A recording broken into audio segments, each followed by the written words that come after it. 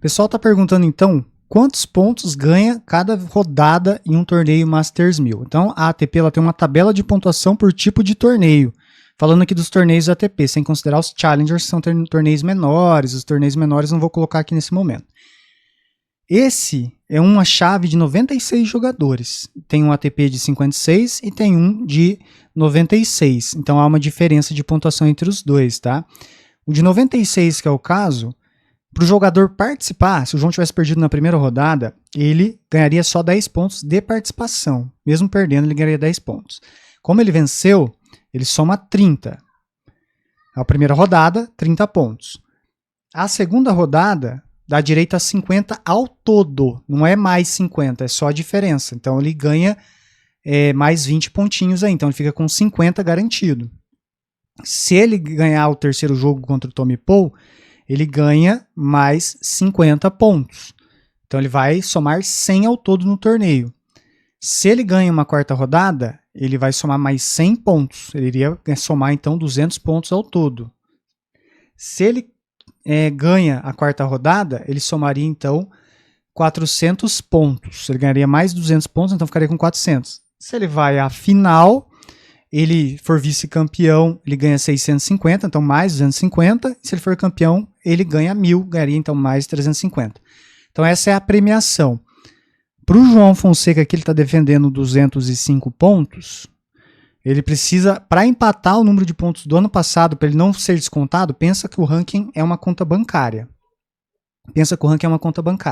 Ele tem um saldo de pontuação no mesmo período do ano passado, que é 205 pontos, nessas 2 semanas, que foi Phoenix e Indian Wells. Até o momento, ele recuperou só 50. Então, na conta bancária dele está deduzindo 155 pontos. Então, por isso que ele está caindo no live ranking. Se ele avança para o próximo jogo, vai somar mais 50. Então, vai deduzir 105. Se ele avança até as quartas de final ali, se ele ganha, é 200 pontos. Então, vai deduzir só 5. Então, aí ele ficaria mais ou menos na mesma faixa de ranking atualmente. Agora, se ele vai lá para... ganha mais um jogo, aí ele vai para 400, aí ele somaria mais 200, ele somaria então 195 pontos. Aí a tendência é o João subir no ranking, entendeu? Então, no canal tem vídeo aqui explicando como é que funciona, tá? O ranking, o live ranking. É como se fosse um saldo de conta. O João, por exemplo, ganhou Basel. Ele garantiu 500 pontos, tá vendo aqui, ó? ATP 500 de 32 jogadores, vale 500 pontos para o vencedor. O João ganhou 500 pontos. Se ele chegar lá em Basel e cair na primeira rodada, vai deduzir esse ponto dele aqui do saldo. Aí ele vai cair no ranking. Em Basel, ele só pode manter os pontos, não tem como ele fazer mais. Se ele for campeão, a tendência é ele ficar na mesma posição, mesmo próximo do ranking. Por isso que ser número 1 do mundo, número 2, número 3 é muito difícil. Todo ano você tem que manter o resultado. Você ganha Slam, você tem que ganhar Slam no ano que vem. Tem que ganhar Masters 1000, tem que ganhar Masters 1000 no ano que vem de novo. Então o sistema de pontuação é assim. Pode ver que o Grand Slam dá mais pontos, né? Dá mais pontos. Eu acho até que a ATP 500 dá boa pontuação nas rodadas iniciais, né? Se você for ver bem aqui, ó, um jogo inicial dá 50 pontos, que é 2 jogos de Masters 1000 para o cara vencer. Então funciona dessa maneira aqui.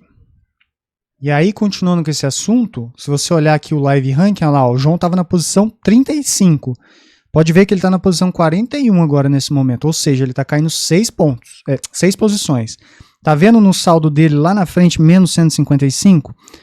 O João, ele estava com 1.240 pontos, que é aquela coluna lá, Oficial Points, a segunda coluna com número.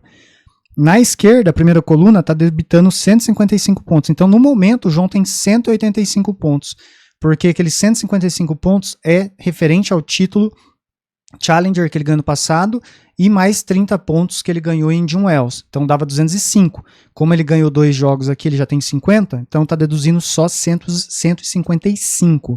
Então o João ainda tem uma missão aqui para voltar a subir, tá? Até por isso que talvez, se ele joga nesse domingo, então, último horário, talvez, né, ele consiga jogar ainda Phoenix. Até acho que ele pode jogar Phoenix para tentar dar uma minimizada nisso daí.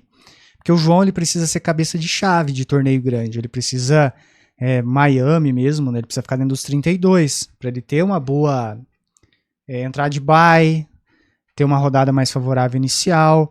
Então o ranking é importante, é importante. O João está no momento que o ranking começa a ser importante para ele. Então é assim que funciona. Não sei se vocês entenderam. Se entenderam, like e inscrição no canal.